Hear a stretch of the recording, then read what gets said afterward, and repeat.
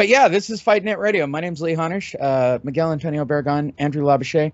We talk about boxing. We've only got Andrew for a short period of time, but these guys wanted to make sure all of you guys who listened to the show had even more content for the week, because apparently, according to our producer, I've overhyped the David Diamante.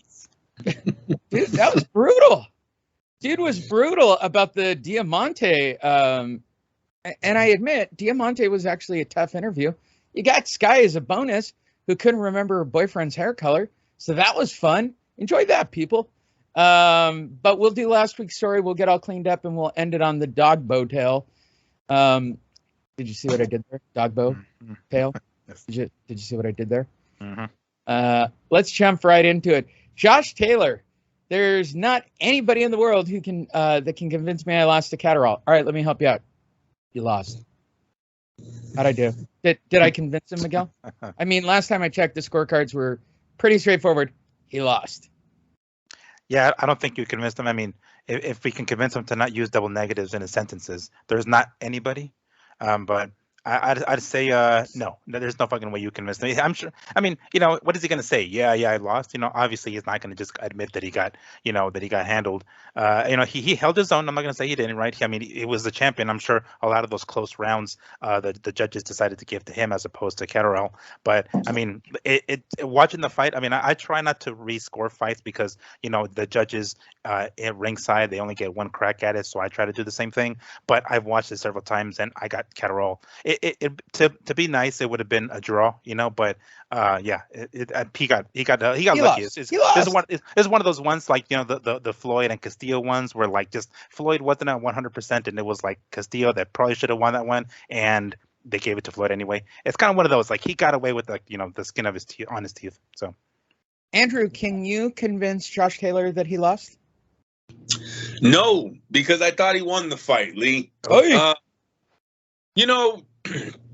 All of them have close fights. You won't find a fighter in history that went his whole career without having one blemish on his record. I mean, you could even look at Ricardo Lopez, who retired undefeated. The draw that he has on his record, many people thought he had lost that fight. That was the fight right before he retires. Trivia, anyone remember the name? Of the opponent?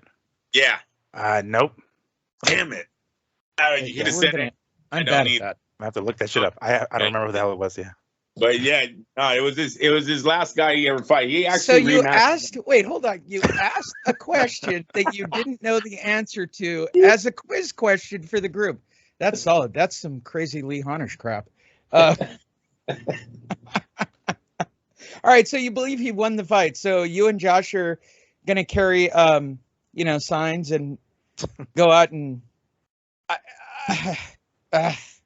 look, it was a very close fight. I thought he won it in the late rounds, especially the last four rounds, which are always big in a fight because sometimes they just have this thing close. It was never going to be a wash.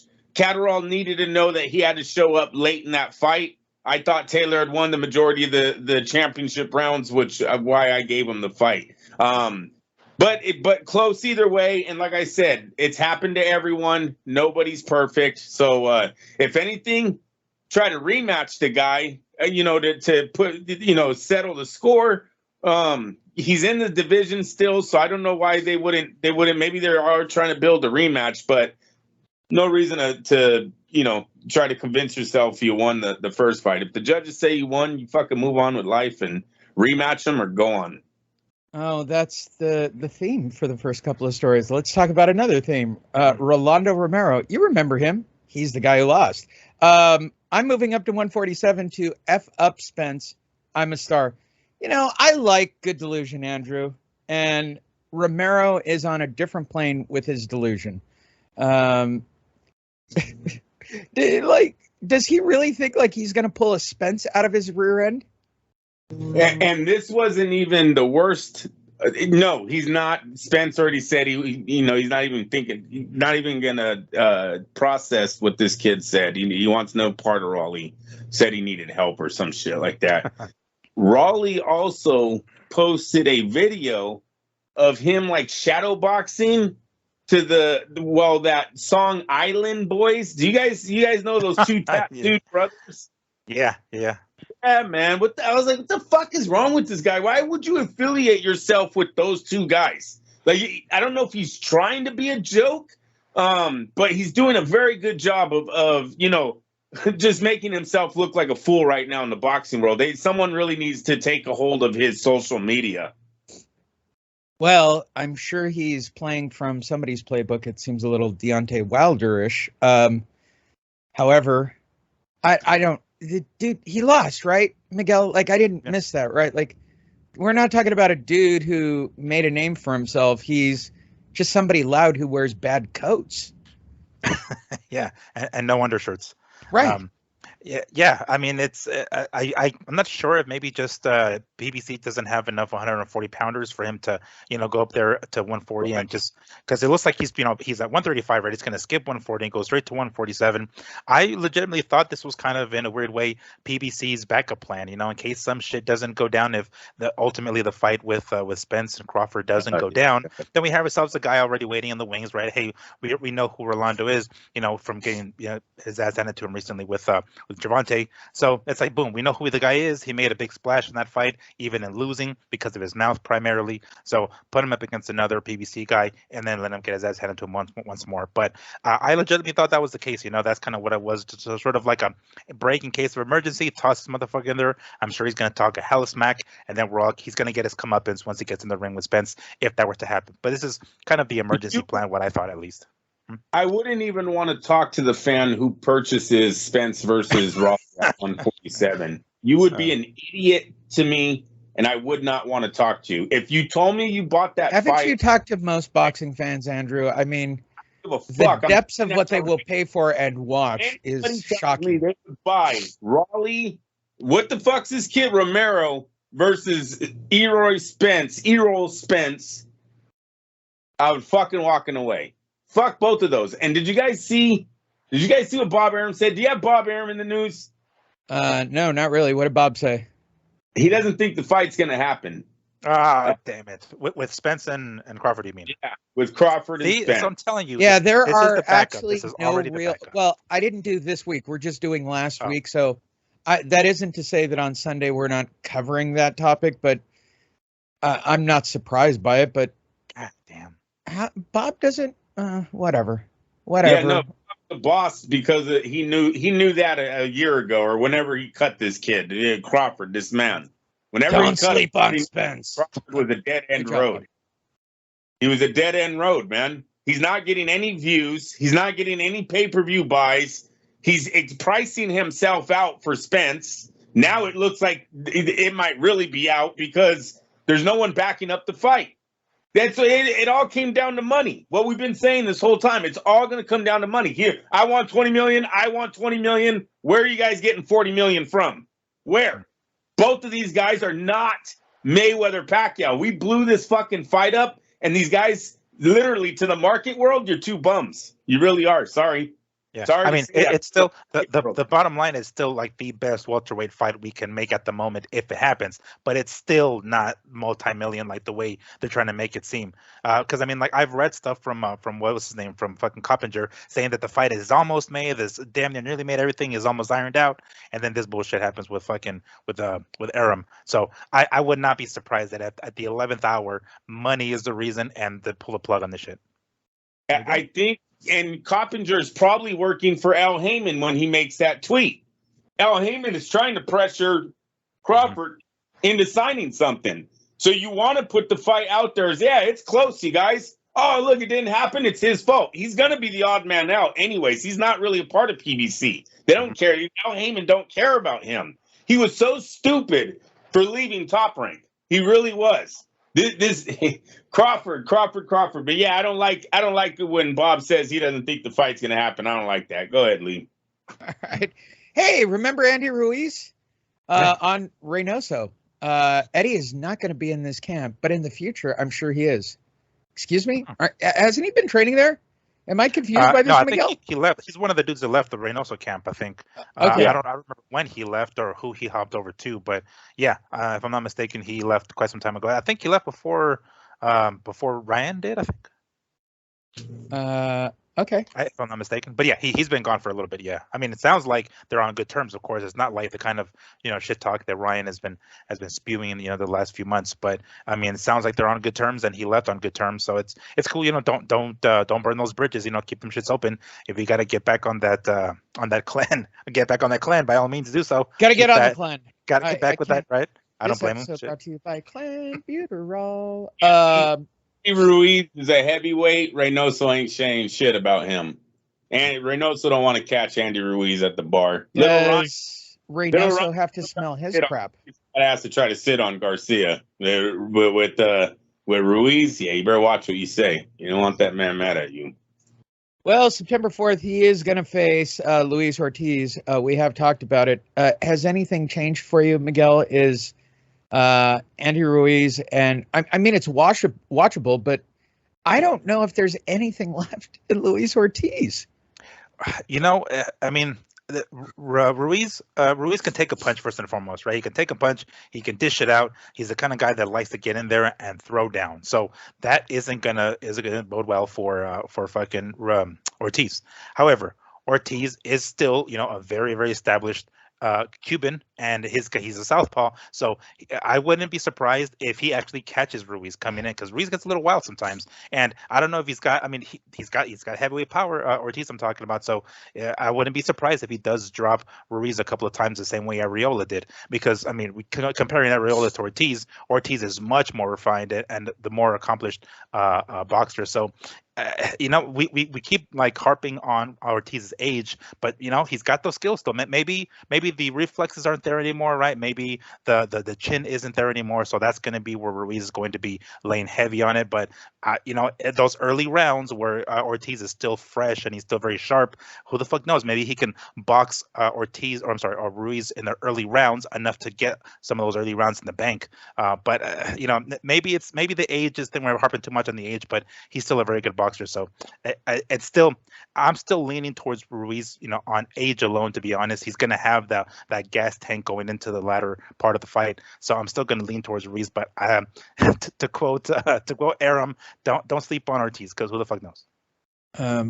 Well, and my takeaway from everything you said was he's an established Cuban. Okay. Yeah. You actually said that. Cuban boxer, to say. He's an established Cuban. To say, for fuck's sake. Cool. Don't know what that means, and I don't know if you might have had the most racist comment of the day. Andrew, is he an established Cuban? Oh, there was no way I was letting that one go. Head when he said it, it really depends on which Luis Ortiz shows up. If this is gonna be, a guy that's actually trying to win a fight, trying to show up and prove himself, then yes, he does have the skill set to give Andy Ruiz a rough night. But if this is Luis is on the downside of his career, which I believe he is, and to be honest with you, I haven't seen Ortiz in a while. I'm not a big fan of PBC main events, and it's very rare that I watch their undercards. I know he's fought in a lot of B average guys, and I just really haven't paid attention that much to Luis Ortiz in a while to know where he's at. What I do like about Andy Ruiz, what I've always liked about him, is he has power in both hands. He has fast hands for a heavyweight, and he throws combinations. These are all bad things for an aged fighter who really lacks defense. He stands in front of you. He takes punches. I really think Ruiz can get Ortiz out of there early, you guys. If Ruiz shows up and acts his age and takes that same kind of energy in the ring and applies it onto Ortiz, from what I remember Ortiz being, and then adding these years onto him, I don't see him being able to keep up with Ruiz. I think Ruiz takes him out easily in the first 5 rounds. There you go. Moving forward, Gennady Golovkin versus Araceli Lara is ordered by the WBA. What? Yeah, WBA.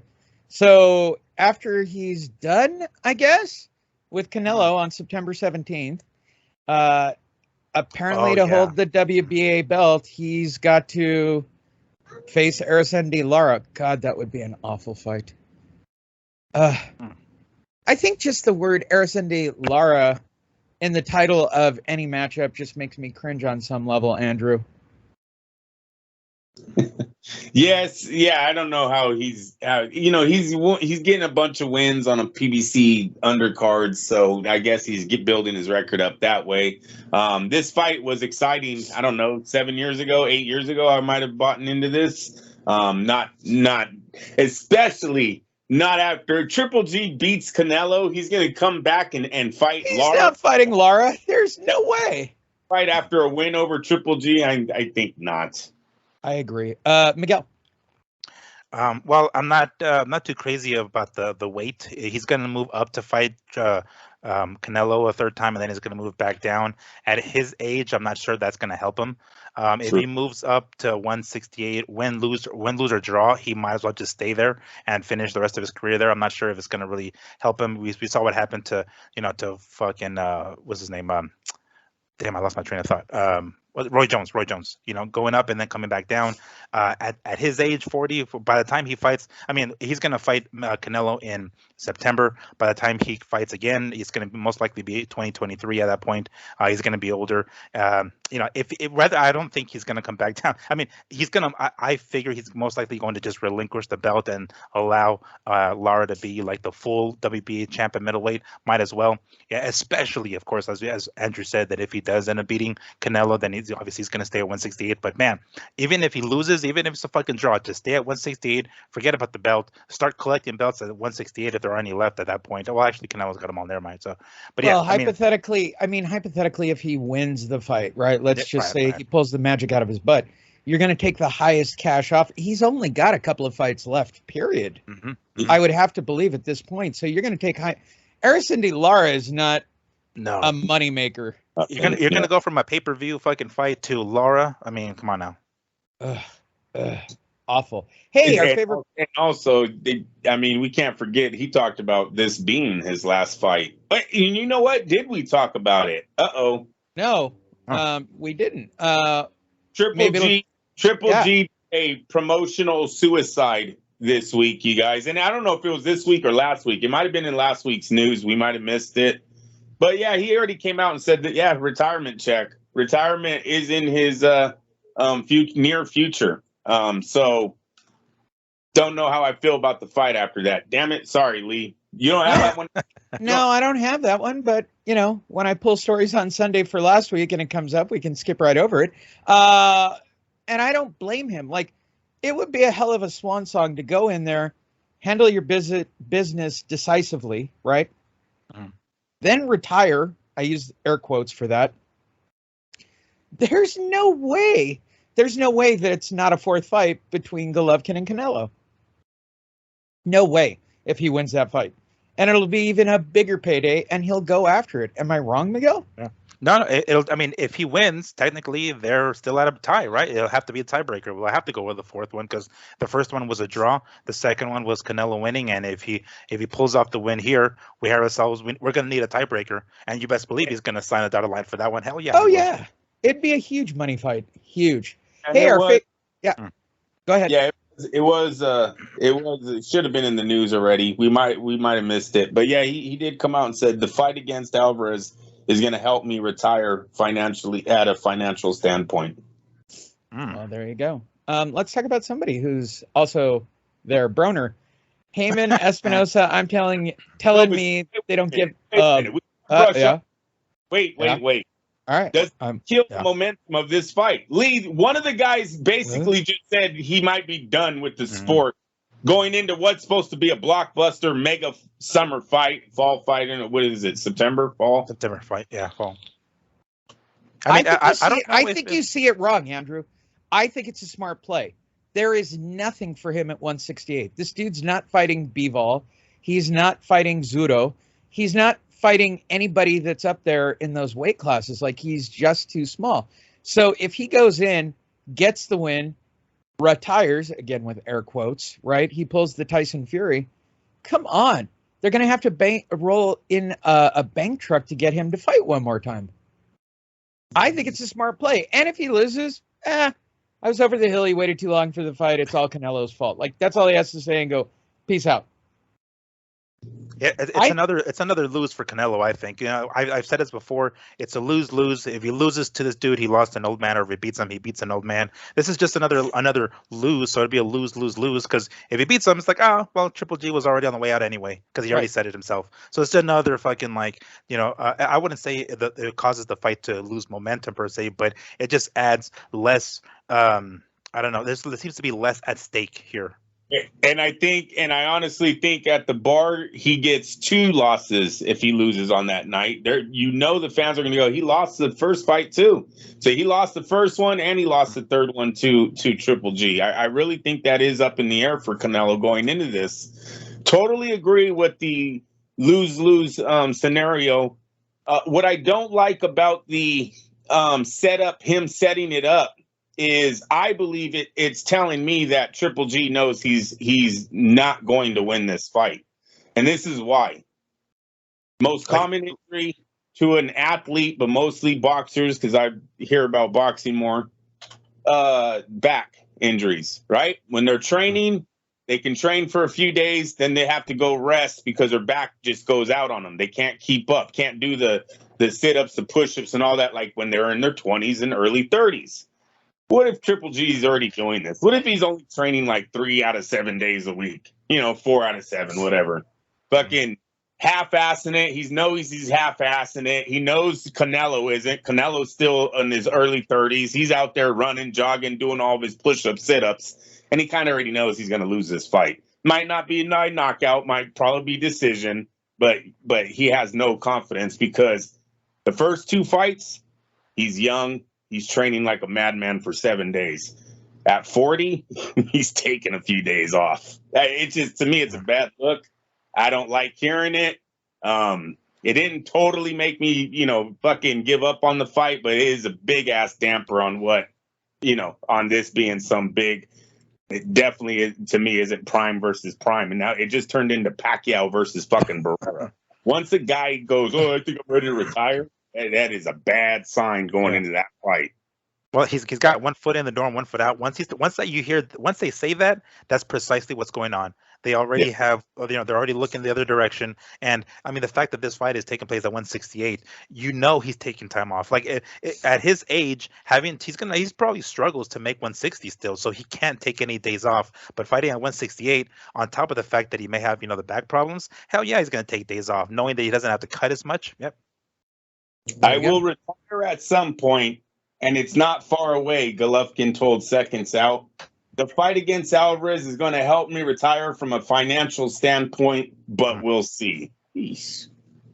Maybe knockout. Well, might want to bet the knockout. The only fighter to survive the old Yeller clause, Adrien Broner. How many, let's be honest, how many old Yeller matches has this guy had where they were literally trying to get rid of him? Heyman, Espinosa, I'm telling you, telling me they don't think, tell me they don't give an F about me. F y'all.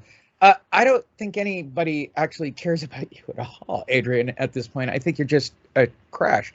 I'm going to be 100% honest with you. Okay? I ain't with none. Wit. I ain't wit none of this shit they got going on. I feel like Al Heyman and Steven Espinosa is bullshitting. Well, we agree on that. Because why is we doing a press conference on the computer when you guys, they don't do Floyd's shit on no effing computer when they fight a YouTuber?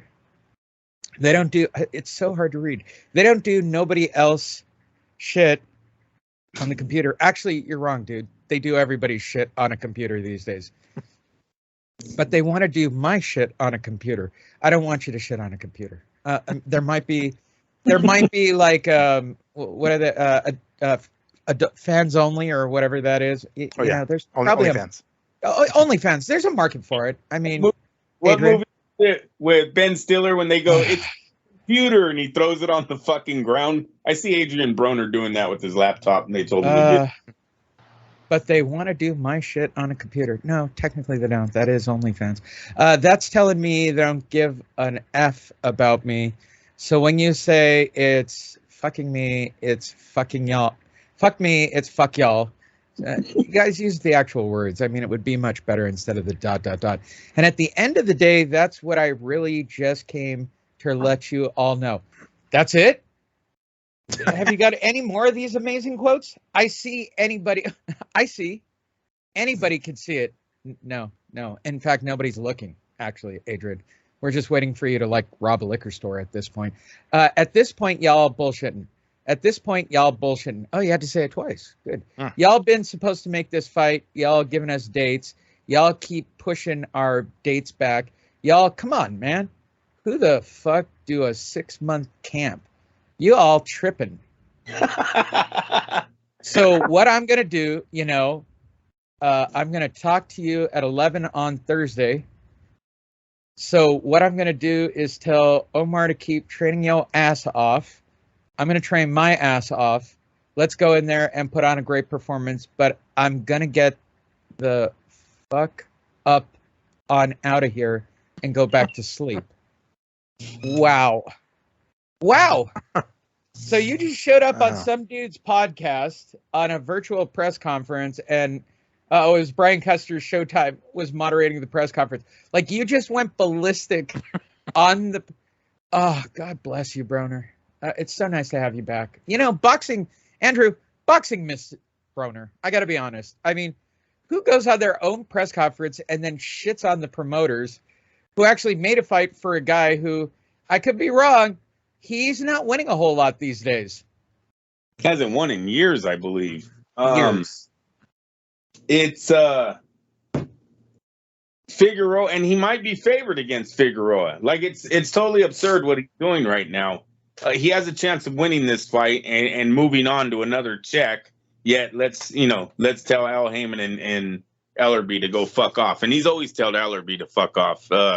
There's a viral video of him calling him a pussy? He's a you soft ass nigga. That's what he's telling him. You soft ass. As he keeps telling him over and over again. And Ellerby's like, we're not here to talk about me. He says, shut that soft ass shit up. You gotta watch it. It's classic. Wow. But yeah. Go ahead. No, I'm completely fascinated that he is still himself. Like, dude, you haven't won. I'm not even sure why people are giving you fights, other than we know you're a car crash. Am I crazy for thinking that? The whole comparison to Floyd, the kid's been doing this his whole career. He's never been a fraction of what Floyd was to Al Heyman. So it's kind of sad where Broner is on that whole Floyd obsession. Totally think he has Floyd's picture up in his house. I really do. Miguel, where do you stand on yay or nay on Broner's comments? And by the way, let me reiterate for Fight Net Radio and especially Andrew Lapachet. Yeah, kind of fuck Espinosa. He's fucked more fighters than it's even mentioned. What do you think, Miguel? Well, I mean, I certainly feel a lot dumber listening to this fucker talk. Reading those quotes. No, I lost brain cells. Like, I couldn't dumb that down. It was painful. I mean, it was hard making sense of anything that he was saying. It certainly doesn't help his case to bite the hand that feeds him. Talking as much crap as he does talking. As much as we want to give him credit for being what's real, but it's like, dude, there's going to be a point where you have to be professional, right? Like, you have to be able to not talk this crap. Otherwise, your checks, whatever small checks that are coming in, are going to be pretty much nullified. So he's going to talk whatever smack he talks, because that's kind of the way he's always been. And to answer your question earlier, Lee, people give a shit about him. People are going to tune in to watch, mainly because of the train wreck, but really that's really the only thing, not for anything positive per se. So yeah, to some degree, we still give a fuck about him just because we like to see what crap he's got to say or who he's going to fight in the ring. I mean, hell, a win over Figueroa might very well put him in line for a fucking fight as an opponent against Spence, for all we fucking know. Right back in the mix. He literally has won one fight, which was against a no-name last year, and prior to that was like 2017 was the last time that he actually won a fight against Granados, if I'm not mistaken. But it's like he's becoming more and more relevant. This will kind of help him stay in the spotlight, so to speak, which chances are he's going to beat Figueroa. Figueroa doesn't belong at 147. He's just not the kind of guy who He was a prospect at one time, and he was going to be something at 130, maybe even, or I'm sorry, 135, 140, but 147 is in his weight class, and he's kind of already on the downside of his career. Talking about Figueroa, well, so is Broner, but between the two, Broner's going to most likely take this one, and that may very well put him in a good spot to get himself another big money fight.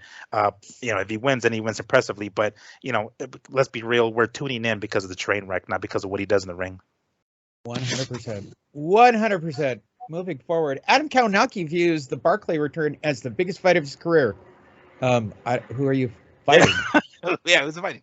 Like, what? It's a must-win situation, dude. It was a must-win when you had Hellenius. Like, what are you talking about, you psycho?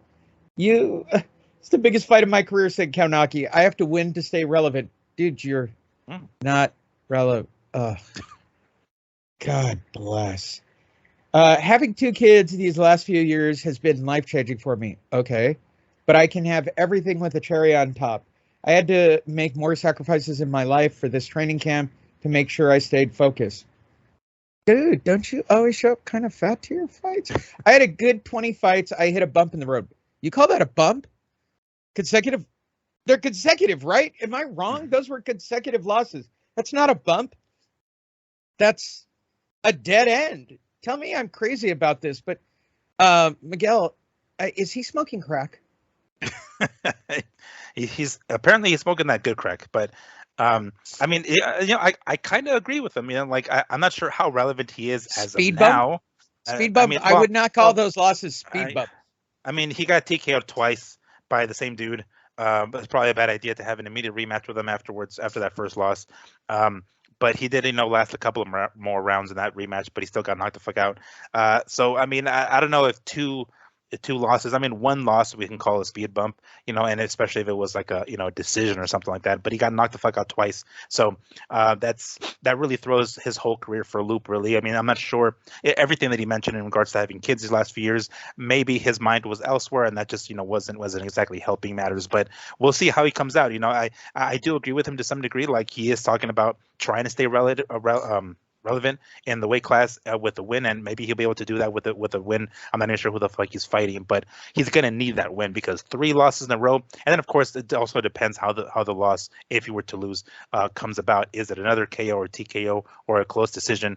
But I'm willing. He always puts on good fights, so I like seeing him. I'm not sure if he'll ever be a main event fighter, but he's good on undercards even as co-main events because he is entertaining. He brings it even as doughy as he looks in the ring, he still fucking brings it, So I want to see how he's going to look in this upcoming fight because that win, he's going to need a win real bad because 3 losses in a row, you can pretty much call it a career at that point.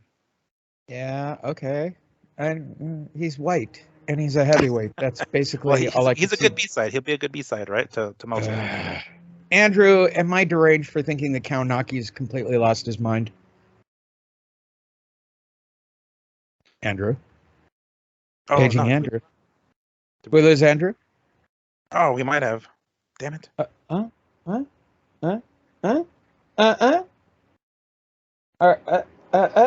It shows him still. No, gone.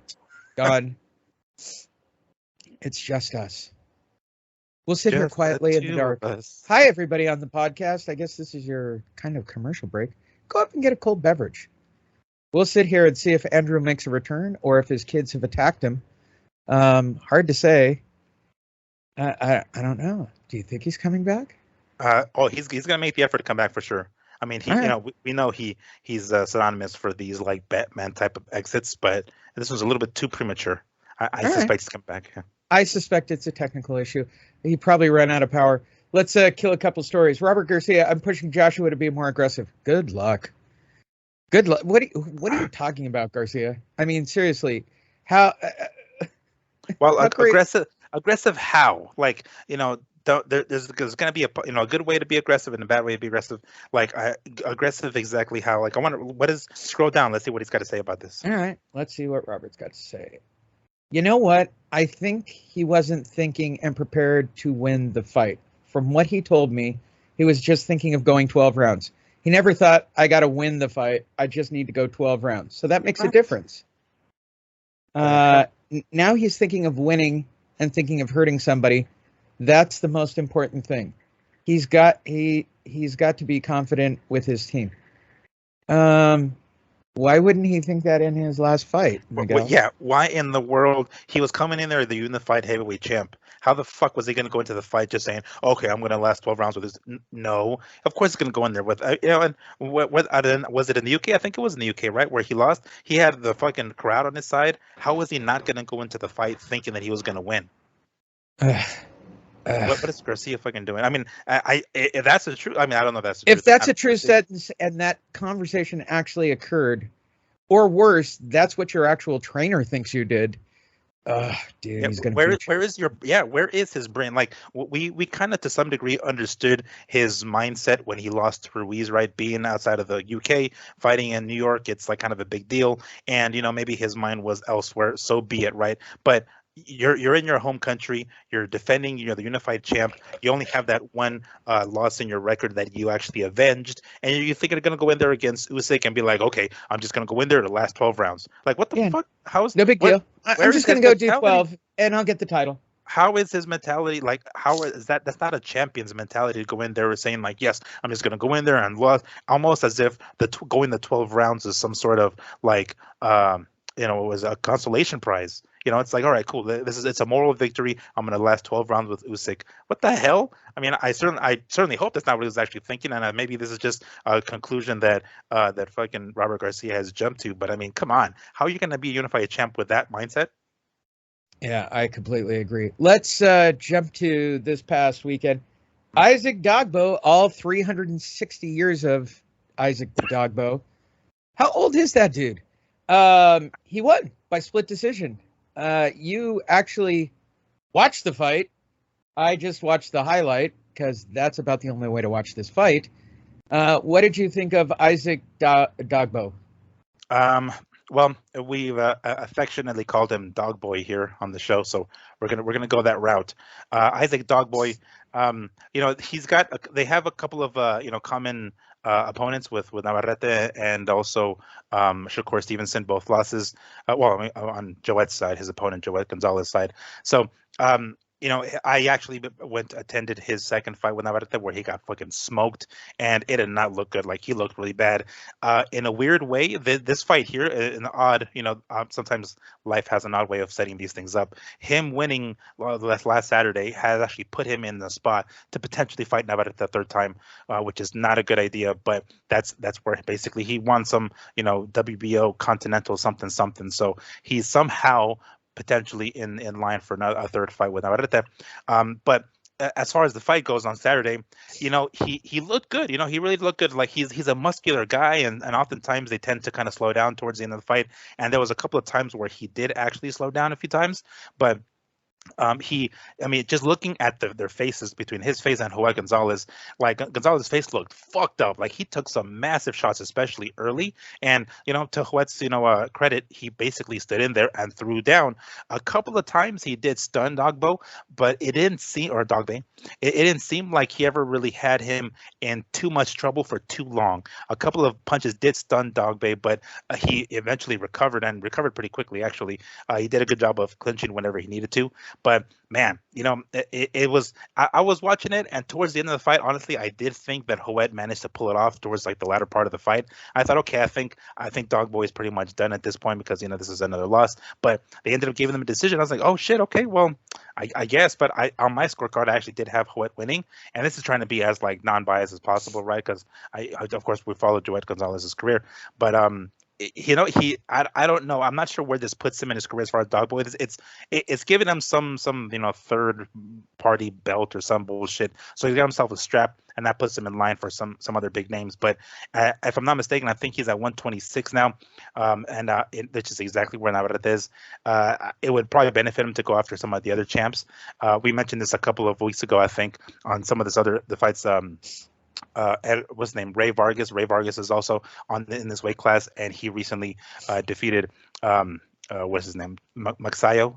So he's got definitely potential opponents on here, hard hitting opponents that are kind of similar to Navarrete. So I'm not sure how far he's going to go in this weight class here, but nonetheless, he got himself the victory, and he didn't look half bad. He really didn't. Again, on my scorecard, I did have Hoet winning, but Dogboy didn't look too bad. He looked like he had plenty left in the tank as far as his career goes. There you guys go. I'm just getting word through my headset and or phone. Andrew was attacked by a screaming wife. Oh yeah. Oh, whoopsie. This just in. Andrew was attacked by a screaming wife. So we'll see Andrew again on Sunday, and I will leave the better comedy, and we'll pick right back up there on Sunday. This gives you guys a little bit of all of us for the end of the week to get you through the weekend, or even a horrible Friday drive time wherever you are. Be safe out there. Take care. As always, go to boxingtonight.io. You can pick up all of our videos. You can get a fight schedule for the weekend. There isn't a whole lot of anything going on this weekend, except Garcia and Benavidez, which doesn't even deserve. UFC. For those who want to watch it, in case you guys are interested, we have ourselves a UFC pay-per-view this weekend, which is going to be a rematch between Pena and Nunes. That's worth watching. On the undercard, we have Brandon Moreno, which we talked about before. He's fighting this dude, Cara Frank. It's going to be a pretty decent, thank you, VIPbox.com, because that's where I'm going to watch it. I'm not going to order this shit. But if you guys don't have anything else to do, you guys don't really feel like watching Garcia, in the ring against Jose Benavidez Jr., we have ourselves a UFC card, so fucking why not? Well, no, don't forget Adam Kaunaki with his make or break Ollie Aaron Demizier. Never heard of him. Drives a cab driver. Selling hot dogs outside the arena. Oh yeah, no doubt. Yeah. So you guys got that going for you, if that's what you want to do.